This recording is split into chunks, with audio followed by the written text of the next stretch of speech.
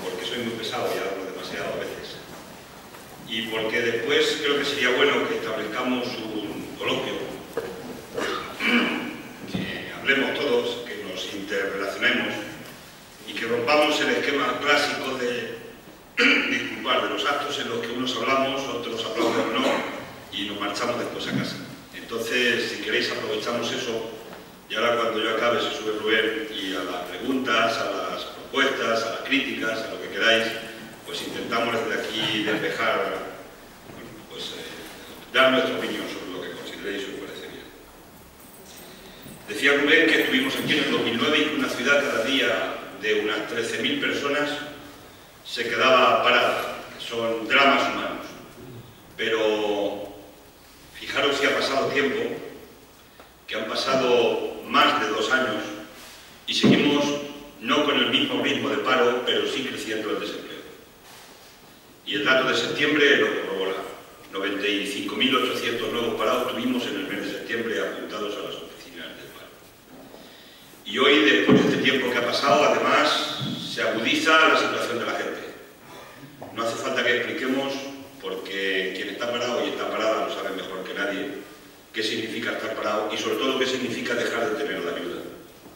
Es entrar en la desesperación, es entrar en la humillación y es entrar en situaciones que no son normales, no son consustanciales al ser humano.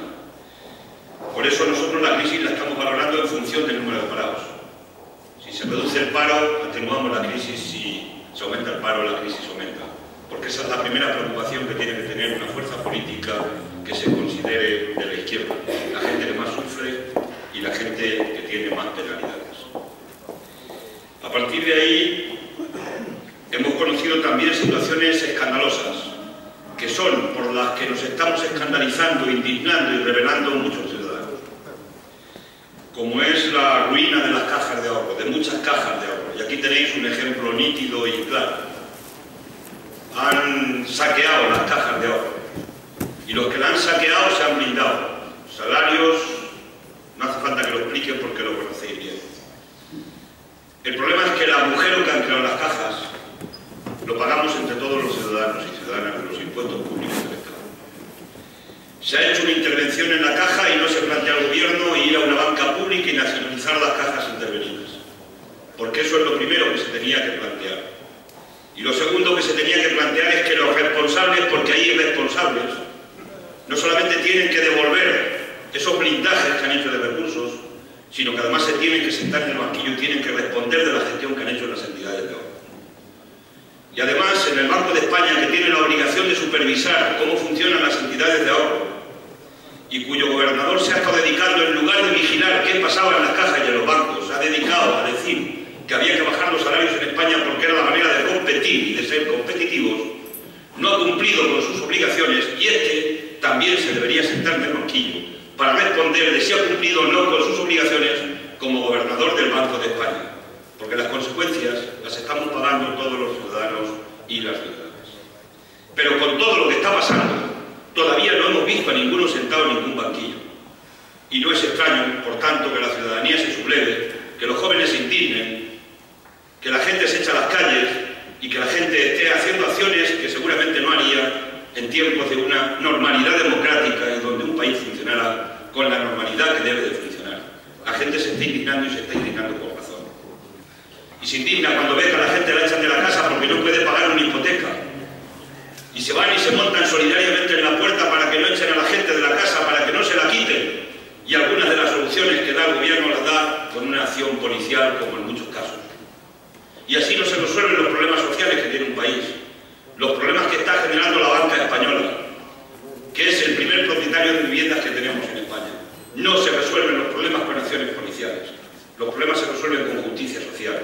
Y cuando hay justicia social, no es necesario que se utilicen las medidas represivas del Estado. Ese es el camino por el que tienen que caminar, y ese no es el camino por el que están caminando, desgraciadamente, en nuestro país. La movilización del 15 de octubre va a marcar historia, porque ha sido internacional. Es una contestación internacional. Seguro que incluso algunos ni lo saben, pero es una contestación internacional al sistema capitalista. Y por vez primera en 80 ciudades del mundo, en 80 países del mundo y en muchas ciudades, en 800 ciudades, ha salido la gente a la calle con el mismo grito.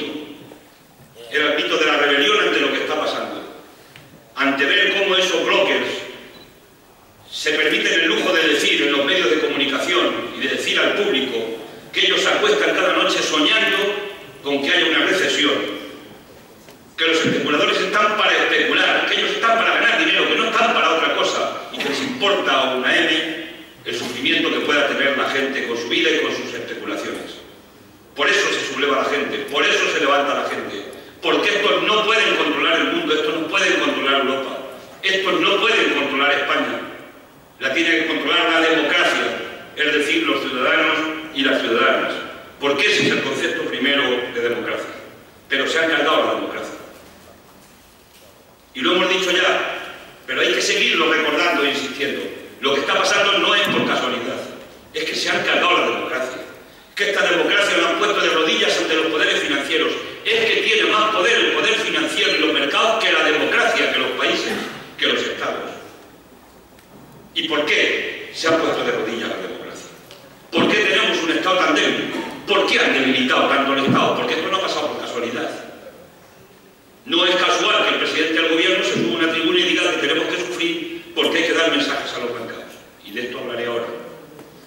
Pero el Estado se ha ido desmantelando, primero vendiendo las empresas públicas del Estado, que eran rentables, que hoy son multinacionales algunas de ellas, y que por cierto en algunas de ellas prestan sus servicios ahora a Felipe González y José María Aznar, que son los que privatizaron las empresas. Además de cobrar un sueldo vitalicio del Estado de 80.000 euros, y cuando hemos llevado la propuesta al Parlamento de que lo incompatibilicen, han votado en contra el Partido Popular y el Partido Socialista. ¿Ética? ¿Qué ejemplo? ¿Qué ética? Y así debilitaron el Estado y después le bajaron los impuestos más a los más ricos. En aquella carrera que entró hasta Rodríguez Zapatero cuando dijo aquella frase que bajar los impuestos era de izquierdas. Le estaban bajando los impuestos más a los más ricos de este país. También lo había hecho el Partido Popular. Y después privatizando los servicios públicos esenciales, que se deben garantizar porque son derechos de los ciudadanos conquistados a lo largo del tiempo, como la salud, la educación, como las pensiones públicas, las quieren privatizar y cada vez más, y las están privatizando. Y de esa manifestación, de esa concentración que venimos ahora, es una manifestación más porque los profesores, los padres, las madres, los alumnos, están reivindicando que quieren la educación pública y no quieren que le roben la educación pública. No quieren que conviertan la educación un derecho en un negocio. Y todo esto, esas tres patas, venta de empresas públicas del Estado, privatizar servicios públicos y rebajar más los impuestos a los más ricos, ¿qué ha conducido? A tener un Estado débil. Y a que el Estado se ponga de rodillas ante los poderes financieros y los mercados, que son más poderosos y más fuertes que el Estado. Por tanto, hemos invertido el concepto de democracia. Ya no es el pueblo el que manda sobre los mercados a partir de sus representantes legítimos en las instituciones. Son los mercados, son los especuladores financieros los que mandan sobre el pueblo y por encima del pueblo. Y este es el problema de fondo, porque a partir de aquí podemos entender qué es lo que está pasando en este momento. Si no tenemos ese análisis previo, no le podemos entender. Le hemos estado mandando mensajes a los mercados.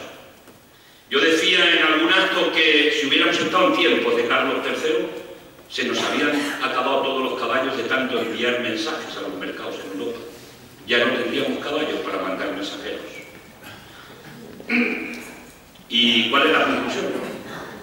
Cuando empezamos a mandar de mensajes a los mercados, que los mensajes ya sabéis lo que eran: apretarnos el cinturón los ciudadanos de aquí, congelar las pensiones, quitar el salario a los trabajadores de la administración pública, hacer una reforma laboral para que los despidos sean más baratos y subvencionados por parte del Estado, dar el pensionazo, incorporar el déficit en la Constitución española, en el artículo 135, que es sencillamente que hemos puesto en la Constitución española.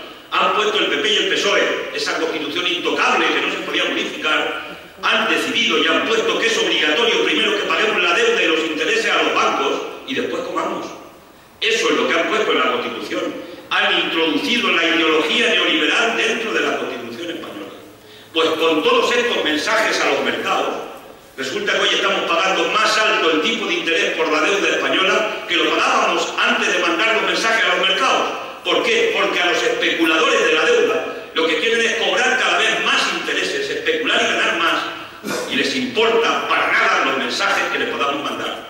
Y de paso tienen las agencias de calificación, que son las que califican a los estados y califican las posibilidades de pago, y cada vez que nos bajan el ranking de las empresas de calificación, suben los intereses y le meten dinero en el bolsillo a los inversores, a los especuladores internacionales.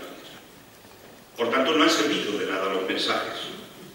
Hay que cambiar el modelo, y cambiar el modelo son palabras mayores, y es la propuesta que tenemos de fondo. Cambiar el modelo significa rescatar, recuperar para el Estado, para lo público, los sectores estratégicos de la economía, desde la energía a las finanzas.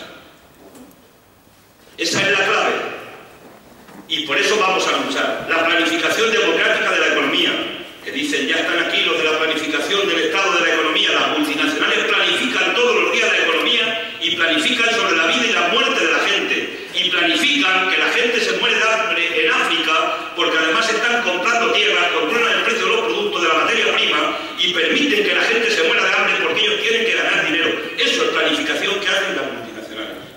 Y los estados, el pueblo, tienen que hacer y hacen una planificación diferente. Por tanto, eso es fundamental. Pero además lo dice la Constitución española. Y dice la Constitución española que los trabajadores tienen que tener y pueden tener acceso a los medios de producción. Aquí no se aplica, pero está puesto en nuestra Constitución española. Y eso es cambiar el modelo. Por tanto, recuperar sectores estratégicos, planificar economía y participación de los trabajadores. Pero esto es largo recorrido. Y la banca pública, que es fundamental. No hace falta que expliquemos que en España tuvimos banca pública, banco de crédito local, banco de crédito agrícola, banco de crédito industrial, argentaria. Era público.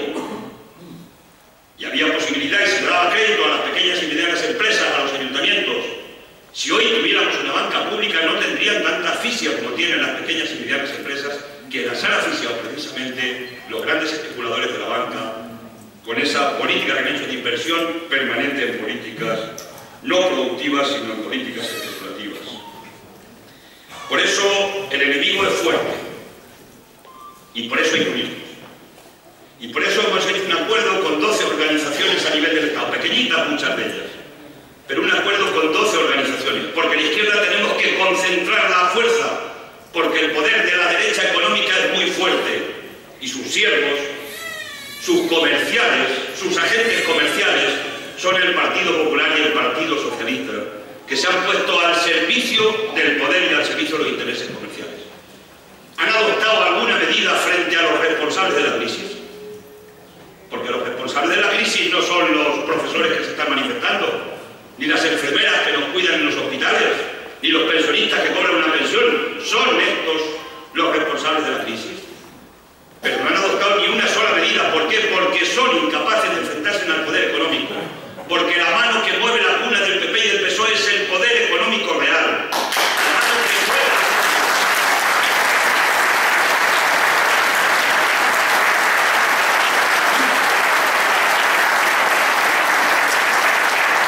La mano que mueve la cuna es Botín. Es el que se atrevió a decirle en público al presidente del gobierno en la reunión de los 47 empresarios que no debería adelantar las elecciones. Es en lo único que no le ha hecho caso a Zapatero. En lo demás, ha estado pie firme a las órdenes del señor Botín. Por eso, cuando le pillaron 2.000 millones de euros en una cuenta, 2.000 millones de euros de nada, que hablamos de 330.000 millones de las antiguas pesetas, pero ya como en euros parece que menos, en una cuenta de Suiza, pues finalmente ha pagado una parte de los impuestos, pero nada, un tratamiento fiscal que no es el que le dan a cualquier ciudadano de los que pillen por aquí, cualquier pequeño empresario. Ahí se nota dónde está el poder de una manera clarísima. Y no han adoptado ni una sola medida contra la banca. Ha salido Rubalcaba ahora a decir que iba a poner un impuesto a la banca de 1.400 millones de euros al año. ¿Sabéis cuántos han llevado el agujero que ha habido que reponer en la caja de ahorros en el Mediterráneo, la CAN en concreto? 2.800 millones directamente de inyección directa de dinero público para tapar el primer agujero de la CAN. El doble del impuesto que le quiere poner Rubalcaba a la banca. Sí, parece que él ha pedido permiso con timidez a Botín para decirle, ¿le puedo poner un pequeño impuestecito, por favor, a ver si es posible que podamos tapar alguna gotera en el país? En España tenemos malos ricos. Han salido los ricos más inteligentes en Estados Unidos, el Waffenbarger, que además ha dicho una cosa que es importantísima. Ha dicho, claro, no es justo que mi secretaria proporcionalmente esté pagando más impuestos al Estado que los que estoy pagando yo, porque ella paga el 30 y tantos % del IRPF y yo estoy pagando un 17%. Y lo ha dicho Waffenbarger. Y unos cuantos también ricos alemanes y unos cuantos ricos también lo han dicho franceses, ¿no? Y es que los ricos más inteligentes se están dando cuenta de que se han pasado de rosca, de que han retorcido demasiado la cuestión, y lo que se está poniendo en peligro es su propia riqueza en definitiva. Están poniendo en peligro su propio sistema, y por eso han dicho que tienen que empezar a pagar unos pocos impuestos, porque no pueden apretar tanto la cadena. Pero en España de eso ni tenemos. Aquí son tan brutos que quieren ir a por todas. Ni siquiera tienen la inteligencia de prever que tienen que cuidar, no digo ya su estatus, pero una parte importante de su estatus. Y esta es la mano que mueve la cuna en nuestro país. Y a partir de ahí necesitamos esa unidad. Y la unidad no acaba el día 20 de noviembre. El 20 de noviembre pretendemos tener un grupo parlamentario fuerte en el Parlamento. La unidad tiene que continuar. Y yo no sé cuándo ni cómo, pero aquí también tenéis que pensar y tenéis que decidir. En los sitios donde tenéis partidos nacionalistas, soberanistas, independentistas, que la unidad de la izquierda se tiene que forjar de manera federal, que la izquierda es internacionalista, que la izquierda no es localista, y que hoy es necesario que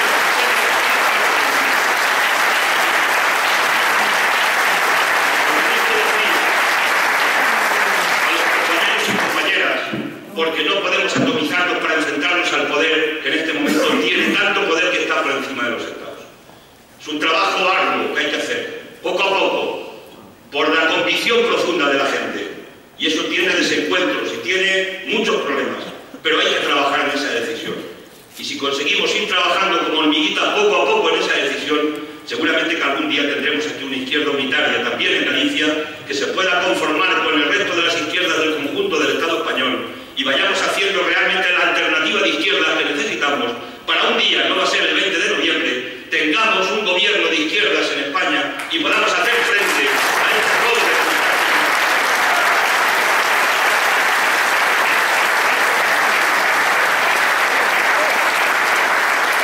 y decimos que tiene que ser un Estado federal, porque un Estado federal tiene que ser solidario, porque la solidaridad no es una cosa que se tiene que predicar, sino que se tiene que hacer, y se tiene que hacer con el boletín oficial del Estado. Y hay que respetar todas las identidades de los pueblos y sus lenguas, sin ninguna duda. Eso enriquece la cultura, el pluriculturalismo que tenemos en nuestro país. Pero tenemos que garantizar, y el Estado tiene que garantizar, que la igualdad se produce en cada parte del territorio de España. Y que un parado en Galicia tiene que tener el mismo derecho que un parado en Cataluña. Y que un trabajador en Galicia tiene que tener el mismo derecho que un trabajador andaluz. Y tiene que haber unos servicios públicos que se garantice por parte del Estado, y que no se los van a quitar a la gente.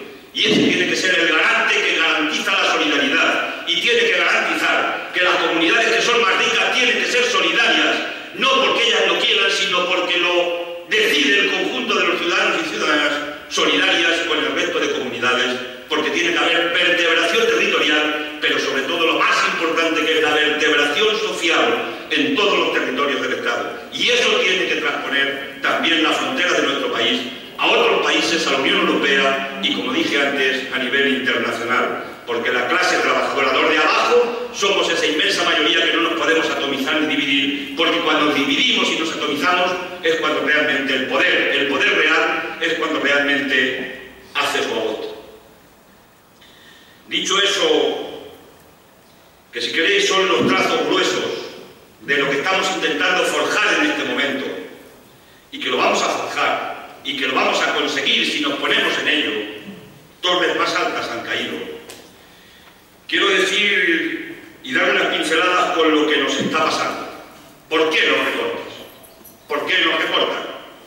Nos dicen que nos recortan porque hemos vivido por encima de nuestras posibilidades.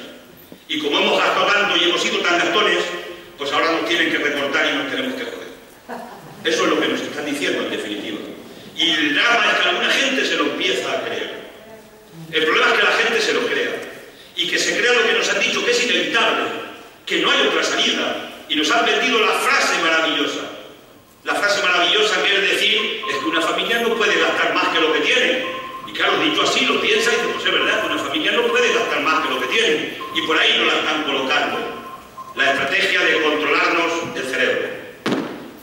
Y hablando del cerebro, yo lo contaba ya, lo conté el otro día en el acto que hicimos de elección de candidatos en Madrid, la convención programática, que debajo de donde vivo, de un pequeño apartamento en un barrio de trabajadores de Madrid, en el barrio de Embajadores, un pequeño pisito de 38 metros, hay un albergue de transeúntes. Por cierto, he visto muchos transeúntes por la calle en Vigo. Me ha sorprendido, y no lo digo por hacer demagogia o por darle un palo al alcalde de turno, es una vergüenza que haya tanta gente pasando tanta pobreza y se vea tanta gente por la calle. He visto a mucha gente en Vigo, proporcional, y sabemos que es la primera ciudad de Galicia, pero no sé si aquí tenéis o no tenéis albergues para que la gente, albergues donde además pueda estar la gente y se pueda la gente reinsertar de la vida y de las dificultades que puede tener. Y hemos visto a gente pidiendo que no tenían ni pinta de mendigo. Pero bueno, esto si queréis es una anécdota dramática y que parece mentira que los poderes, los que salvan a los bancos, y hay tanto dinero para salvar a los bancos, no haya dinero para poder salvar que las personas puedan tener un poquito de dignidad en su vida, el conjunto de los ciudadanos. Pero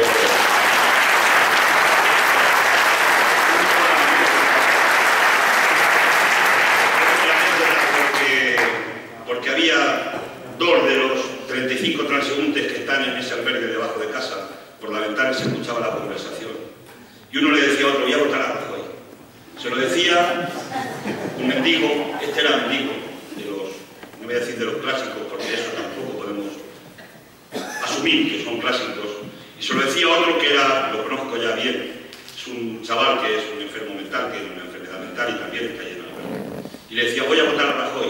Y el otro chaval le decía, ¿y por qué vas a votar a Rajoy? Decía, porque he oído que nos va a bajar los impuestos. Esa es una de las claves fundamentales. Y eso es lo que de alguna manera nos están colocando en la cabeza a mucha gente trabajadora. Y por eso vienen los recortes. Los recortes vienen porque ayer tuvimos las rebajas. Como ayer se le rebajó tanto los impuestos a los más ricos de nuestro país, hoy el Estado no tiene recursos en la hacienda pública. Hay datos que son espeluznantes, escalofriantes. El dato de que el 3% de las grandes empresas en España han defraudado cada año 42.700 millones de euros. Este es un dato que ha dado la agencia tributaria. 42.700 millones de euros. El plan de empleo que hemos presentado Izquierda Unida solo necesita 40.000 millones de euros para crear 3 millones de puestos de trabajo. Para que os hagáis una idea de lo que defraudan las grandes empresas en nuestro país. Como se han rebajado tanto los impuestos a los más ricos, hoy no tiene recursos el Estado. Y ahí viene la política de recortes. Y es el argumento que nos dan. Pero ¿qué pasa con los recortes? Pues que los recortes son el círculo vicioso en el que han metido a este país. Nos han quitado poder adquisitivo a los pensionistas. Han quitado poder adquisitivo a los trabajadores de la administración pública. Han recortado inversiones públicas del Estado. Han hecho recortes y recortes y recortes por todas partes. Y entonces la población no tiene poder adquisitivo. Y la población no compra los productos que producen las empresas. Y las empresas no pueden vender los productos y por tanto van plegando y van despidiendo a trabajadores. Porque estamos en una crisis de demanda, que ya no lo decimos Izquierda Unida, que lo venimos diciendo desde hace 2 años y medio, sino que ya lo está reconociendo la ONU, lo dice Stiglitz y lo dice Krugman, los premios Nobel, y hasta el propio Obama ha lanzado un plan de empleo de 450.000 millones de dólares para dinamizar y crear empleo en la economía estadounidense, como hizo Roosevelt en el año 1929, en la crisis del 29, que le acusaron los empresarios entonces de que era un presidente de gobierno rojo en los Estados Unidos por aquellas políticas. Y Obama ha lanzado esa propuesta y se la han parado, por cierto, en el Congreso, porque la ha votado en contra del Partido Republicano, el equivalente al Partido Popular de España, y además ha tenido 2 tráfugas del Partido Demócrata, que son los que han hecho imposible que pueda llevar adelante el plan. Quiero decir que la crisis de demanda es real y ahora mismo se coincide en que lo que hay que hacer es alimentar la economía y generar empleo, porque si no, no salimos de esta. Esa es la clave. Y por tanto, las rebajas, los ajustes duros, los recortes, lo que han llevado es a la atonía de la economía. Por eso ha crecido el número de parados en el mes de septiembre, porque no se está dinamizando la economía y el empleo. ¿Y qué proponemos nosotros para que se dinamice la economía y el empleo? ¿Hay alternativas? Sí. ¿Es inevitable? No. Primero, luchar contra el fraude fiscal. Pero si esto es de ABC, pero hay que enfrentarse al poder económico. Hay que tener inspectores de Hacienda, no hay que recortarlos como han recortado los presupuestos generales del año 2010 y del año 2011 y este año 2012 que se van a prorrogar. No hay instrumentos suficientes en el Estado, en la parte recaudatoria y en la parte inspectora, ese fraude fiscal que organizan las grandes empresas. Y además hay que volver a retomar tipos impositivos que teníamos cuando España era más pobre. Se pagaban más impuestos en las rentas del trabajo en los tipos marginales, es decir, en la gente que cobra más de 60.000 euros al año. Se pagaba más tipo impositivo. Y los impuestos de sociedades, los beneficios de las empresas, pagaban más tipo impositivo. Y estas rebajas y además de las bonificaciones fiscales son las que ha estado haciendo el Partido Popular y el Partido Socialista. Y lo que se trata es que retomemos de nuevo la justicia fiscal en nuestro país, que se cumpla el artículo 31 de la Constitución española. Y con esos recursos se controla el déficit, se alimenta la inversión pública del Estado, se genera empleo público, se ayuda a la pequeña y mediana empresa, generando también la banca pública. Y eso permite que invirtamos la situación, que se genere empleo y que la economía se empiece a mover y sobre todo el empleo. Si hay alternativa, es un problema de falta de voluntad política, es un problema de que la mano que mueve la cuna impide que se haga, porque estos son serviles ante esa mano que mueve la cuna. Y hay que enfrentarse. Y por tanto hay una alternativa, que no nos cuenten el cuento chino de que no hay ninguna otra salida. Nunca en la historia de España, de la democracia, pagaron tanto las rentas del trabajo, es decir, los que estamos sujetos a una nómina, y pagaron tan poco los beneficios del capital por el impuesto.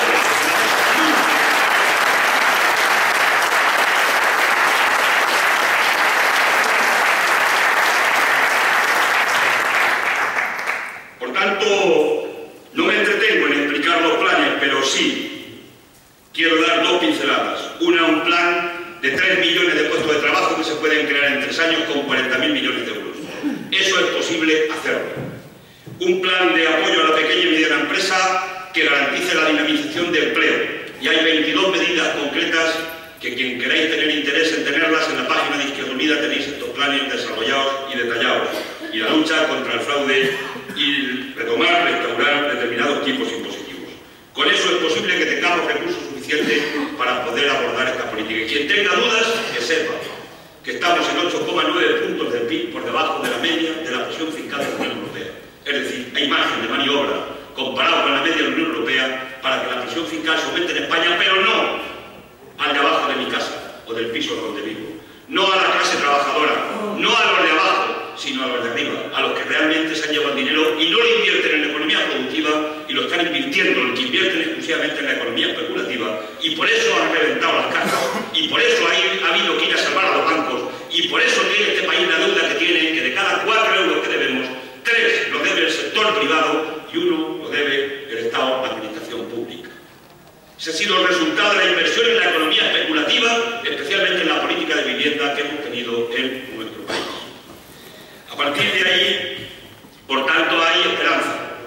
Hemos elaborado un programa que han participado 15.300 personas aproximadamente. Es un programa serio, sólido, con el que no tendríamos ningún tipo de inconveniente de abordar tareas de gobierno. Sabemos que no estamos ahí, porque la sociedad española no le va a dar todavía el gobierno a la izquierda en este país. Y hablaremos algo de ese tema. Pero, ¿qué tenemos en el panorama electoral? Vamos a tener un debate el día 7. Van a debatir Rajoy y Rubalcaba. Como siempre los dos. ¿De qué van a debatir? Uno le va a decir, tú rebajabas los impuestos, y el otro va a decir, los rebajabas tú. Y el otro dirá, tú recortas más que yo, pero tú en tus comunidades es que también recortas más que nosotros. Porque ¿qué van a debatir? Si no quieren enfrentarse realmente a tocar donde hay que tocar y a cambiar el modelo y a cambiar la economía de nuestro país, porque los dos se parecen tanto cada vez más, y yo lo siento muchísimo que el Partido Socialista haya cogido esa deriva, y lo siento sobre todo por la gente que ha dado tanta confianza y le dio tanta esperanza al Partido Socialista Zapatero cuando dijo aquello de que no fallaré, porque ha defraudado a toda esa gente, y a mí me duele y nos duele a la gente que somos de izquierdas, pero es que se parecen tanto que hasta el fondo del escenario de las campañas electorales lo han puesto azul. El PSOE ha cambiado su fondo rojo por un fondo azul, porque los orientadores de campaña, los del marketing, le han dicho que es que el fondo es más suave, es el azul cielo, echa menos a la gente para atrás, porque el rojo es muy crispante, crispa demasiado, y por tanto tienen que parecerse también hasta en el color azul. Le quedan pocas diferencias, tan pocas diferencias que han decidido que nos ponen el escudo protector para que no nos tiren misiles intercontinentales. Nos han metido por más enemigos, porque eso, la gravedad que tiene eso, que por supuesto lo es, que no hayan consultado con el pueblo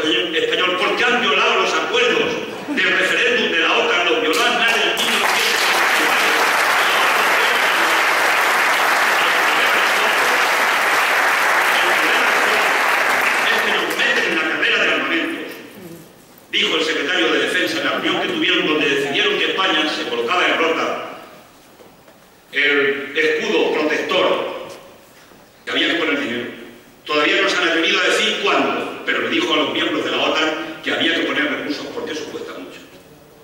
Y yo creo que es un insulto en un país con 5 millones de parados y en un mundo que hay 1.000 millones de personas que pasan hambre, que volvamos a la guerra fría de la carrera de armamentos, porque la carrera de armamentos no tiene punto final. Cuando uno inventa un aparato destructor mayor que el otro, el escudo lo tienen que modificar para parar el otro aparato. Y los otros inventan otro misil todavía superior para evitar el escudo. Y hay que poner otro escudo. Y esa es la carrera de armamentos. Y esa es la carrera que puede arruinar a la humanidad. Con el 1% de lo que se gasta en gastos militares, en gastos de defensa en el mundo, se podía cubrir los objetivos del milenio y quitarle el hambre a los 1.000 millones de hambrientos que hay.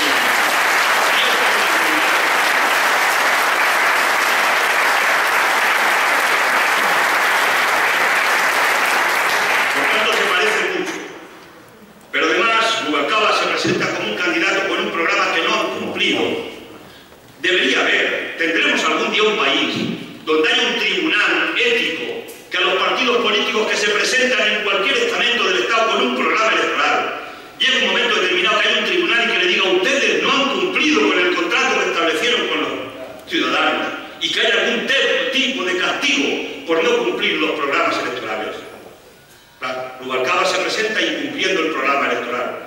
Y él no viene de Marte, viene del Parlamento, viene de la vicepresidencia del gobierno, viene del Parlamento de votar las distintas medidas. Y señala unas cuantas. El PSOE dijo que nos iba a dejar con un 7% de paro cuando acabara la legislatura. 21%. Que había que sustituir la energía nuclear por renovables. Ha pactado con el PP la energía nuclear. Que el salario mínimo interprofesional de los pobres, que se iba a poner en 800 euros, en 641 se va a quedar. Y esta no es la crisis financiera internacional. No le pueden echar la culpa de que no ha cumplido con el salario mínimo interprofesional por la crisis financiera internacional. No tiene nada que ver, es un problema de relaciones contractuales entre empresarios y trabajadores. Dijo que iban a poner 3.000 inspectores de trabajo para inspeccionar a aquellos que organizaban el fraude. Yo esperaba que a los empresarios esos que contratan inmigrantes y que les pagan 4 perras, como nos recuerdan algunas historias de hace ya 20 o 25 años en la parte salarial. 3.000 inspectores de trabajo, 1.699 hay. Dijeron que iban a financiar los ayuntamientos con una ley de financiación local, no se ha hecho. Dijeron que iban a crear 300.000 plazas de guardería, han creado 191.000 plazas de guardería. Dijeron que iba a haber una ley de libertad religiosa para que no tuviéramos un Estado tan confesional como el que tenemos en este momento. Porque nunca la Iglesia tuvo tantas soluciones del Estado como ahora. Se ha quedado en el cajón de los recuerdos. Es más, a la Iglesia se le da más dinero que nunca, porque el 0,7 lo pagamos entre todos, que algunos piensan que lo pagan de poner algunos no. Se paga del bolsillo de todos y de todas. 250 millones de euros se llevó en la última declaración de Iglesia. Que iba a crear plazas de médicos, de enfermería y de profesores. Se están cubriendo, en el mejor de los casos, 1/3 de las plazas que se jubilan. No es verdad que estén creando empleo. Al contrario, destruyendo empleo. Que iba a haber más dinero para la dependencia, y lo que se ha hecho es que se ha congelado y además se retrotrae lo que es el recurso. Cuando la gente hizo la solicitud, se ha dado con carácter retroactivo, no se les paga. Se dijo que iban a crear 1,5 millones de viviendas de protección oficial y 600.000 de alquiler. Esto brilla por su ausencia. Las viviendas las han creado los promotores privados, han elevado los precios, han dejado a la generación más hipotecada de la historia de España, y la intervención pública del Estado es la clave de que hayamos tenido la economía, el fracaso en la economía, en la política urbanística del ladrillo.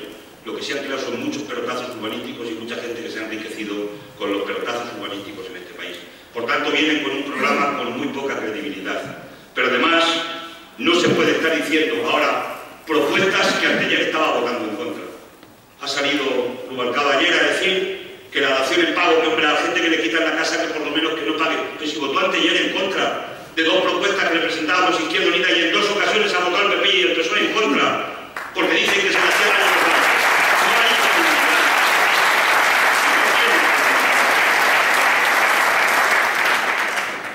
No puede decir que quiere hacer una reforma electoral cuando han decidido no reformar la ley electoral. Y cuando han decidido probablemente una de las decisiones más graves que se han producido en nuestro tiempo, en nuestro país. El PSOE dijo: no reformo la ley electoral. ¿Y sabéis eso lo que quiere decir? Que el PSOE se niega, renuncia a luchar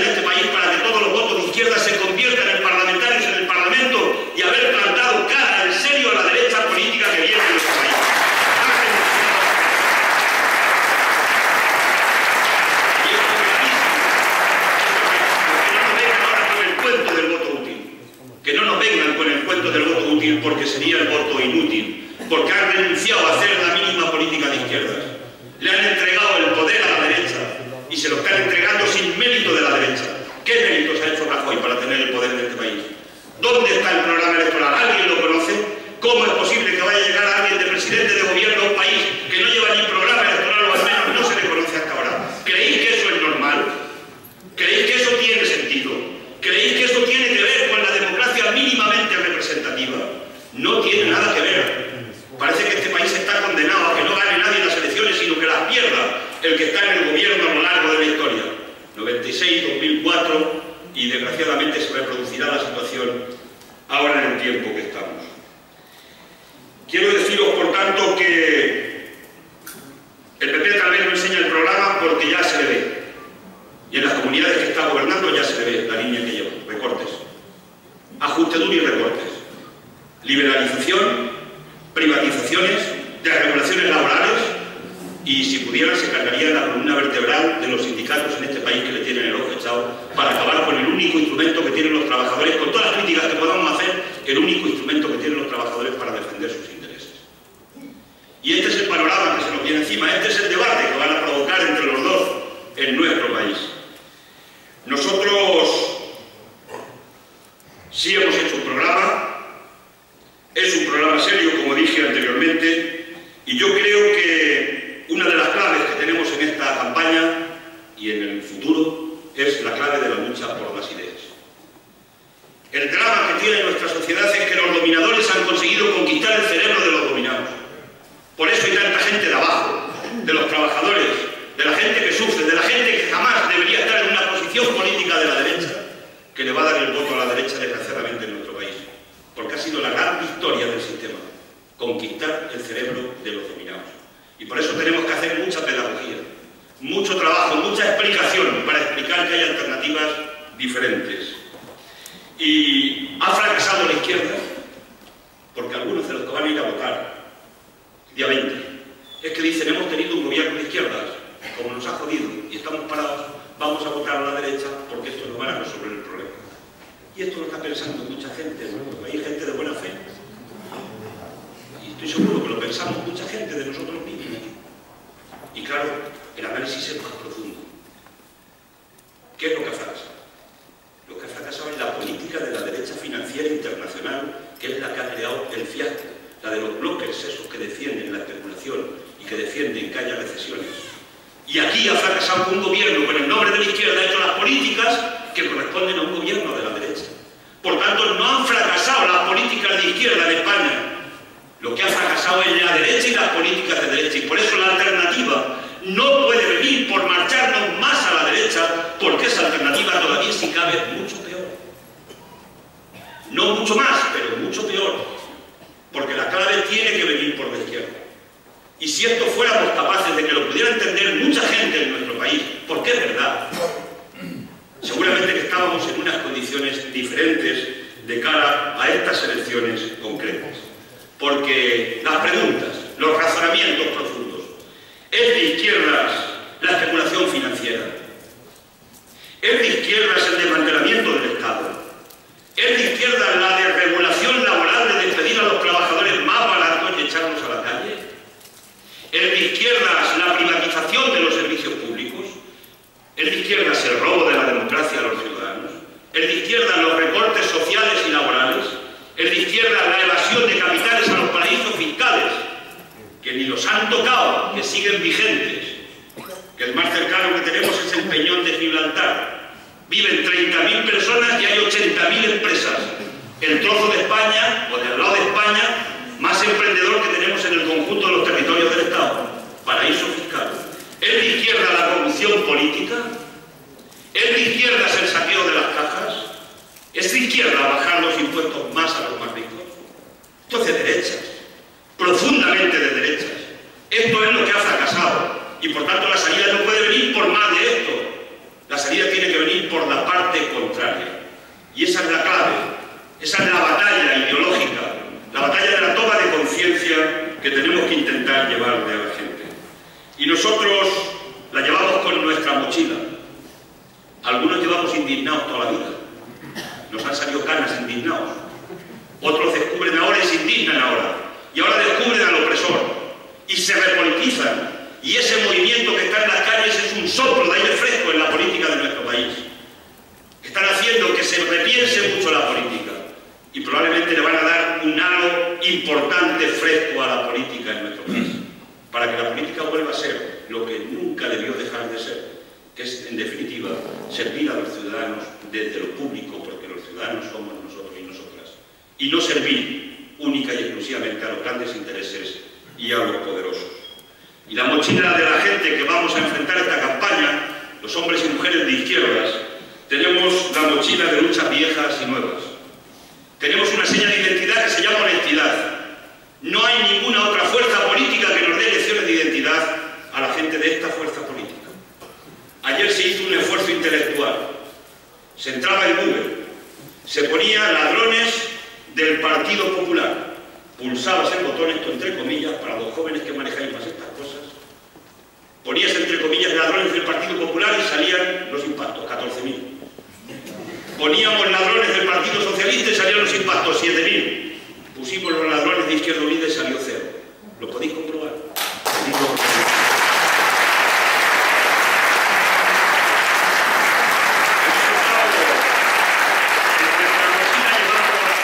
Con los sindicalistas. Hemos estado en la huelga del 29 de septiembre. Hemos estado en todas las movilizaciones, en todas las causas justas que había en nuestro país. Haya habido gente de nuestra organización. Hemos estado en la defensa de la sanidad pública y estaremos contra las nucleares, contra la depredación del territorio. Estamos ahí y tenemos una mochila de historia. Los más viejos más mochila, los más jóvenes menos, pero ya se llenará porque las luchas van a tener que continuar en nuestro país. Y el debate en esta campaña electoral no va a ser el debate del PSOE y del Partido Popular, es el debate de los de arriba y de los de abajo. No es que haya superado la lucha de clases sigue estando ahí, las clases sociales seguimos estando aquí. Ya lo dijo hasta el Warren Buffett, ha dicho que la lucha de clases, las clases están, lo que pasa es que la vamos ganando los ricos. Es lo que dijo este hace recientemente una semana. Y no es cualquiera, es el segundo más rico de Estados Unidos. Primero era Bill Gates. La lucha es de los de arriba y de los de abajo. ¿Y quiénes son los de arriba? La mano que mueve la punta. Esos 15.000 nombres que van a publicar en Grecia de los que se llevan el dinero a los paraísos fiscales. Esos son de los de arriba. Y en España los tenemos. Los de arriba son los que viven de las rentas y del trabajo de los demás. Del trabajo de los demás. Y los de abajo somos los que trabajamos. Porque la riqueza la genera el trabajo. Somos los de abajo. Y en abajo hay mucha gente que se considera clase media, es que hoy ya de abajo somos mucha gente. Porque hay mucha gente que además ya no tiene seguridad en el empleo. Porque están despidiendo a trabajadores que jamás soñaron que les iban a despedir de un puesto de trabajo contratados en administraciones públicas, como estamos viendo. Expedientes de regulación de empleo donde nadie ya está seguro en este país. Y donde más apuntan, y el PP apunta que se va a cargar a las empresas públicas y además le van a meter mano a los ayuntamientos. Y eso significa meter de mano al empleo. Estos se terminan atreviendo a meter de mano a los funcionarios de la administración pública. Hoy no hay nadie seguro. Y por tanto la lucha es de los de arriba y de los de abajo. Y la lucha va a ser que la gente elija derechos sociales o recortes, democracia o mercados, renovables o nucleares, reforma electoral o bipartidismo, transparencia o corrupción, sanidad pública o copago. No olvidemos el copago. Servicios públicos o servicios privatizados. Referéndum o reformazo. Impuestos justos o regalos fiscales. Educación pública o negocio. Movilización o resignación. Esa es la campaña. Ahí está el debate. La dicotomía entre elegir entre lo uno y lo otro. No entre el PSOE o el PP. No entre el Barça o el Real Madrid, por muchos que estéis aquí del Barça o del Real Madrid. Esa no es la elección de esta campaña. Es la dicotomía entre los de arriba y los de abajo. Y en esa campaña nosotros lanzamos el mensaje. Y concluyo. Y después entramos en el diálogo. ¿A quién nos vamos a dirigir? Nos vamos a dirigir a la base social del Partido Socialista que ayer le dio de buena fe y de buena voluntad el voto al PSOE. Porque consideraba que se nos daba un partido de izquierda con un programa más o menos socialdemócrata. Y de esta hay mucha gente que está defraudada. Y a eso les vamos a decir, sin criticarles, sin recriminarles, sin decirles por qué votáis al PSOE y tal. No, para decirles, compañeros, aquí estamos. forjar el proyecto de la izquierda juntos. A esa base social que es como nosotros, que son trabajadores de izquierda como nosotros, o sin ser de izquierda, muchos no saben de qué son, pero que son gente que trabaja y que vive de su trabajo y de su esfuerzo. Y le vamos a dirigir el voto a los que quieren cambiar el sistema, porque algunos quieren derribar la torre a huevazos, y las torres no se derriban a huevazos. Cambiar el sistema no se cambia votando nulo o votando blanco. Queremos cambiar el sistema, queremos conquistar, no queremos legitimar el sistema. No votamos o votamos nulo o blanco. Se pegan unas pisotadas los del Bilderberg, los botines y los amigos de lujo cada vez que ven en las urnas la cantidad de votos nulos o blancos que llegan a las urnas. Porque esos no cambian las estructuras institucionales ni consiguen cambiar la relación de fuerzas políticas en las instituciones y por tanto no se cambian las leyes.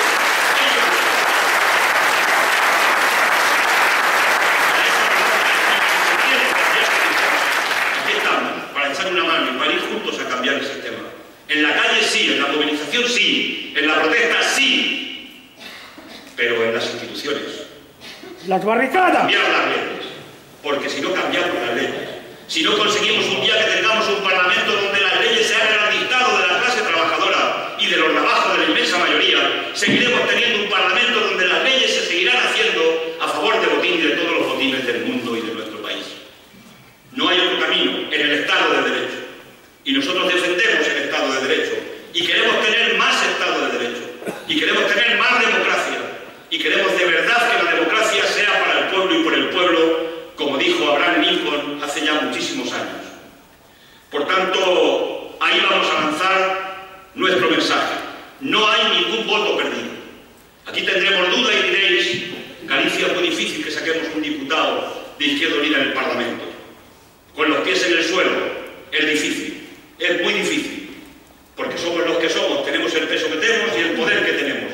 Y además la ley de vez en cuando nos castiga de paso, como aquí en Vigo, que tenemos votos de sobra para tener un concejal en Vigo y para que Rubén estuviera aquí.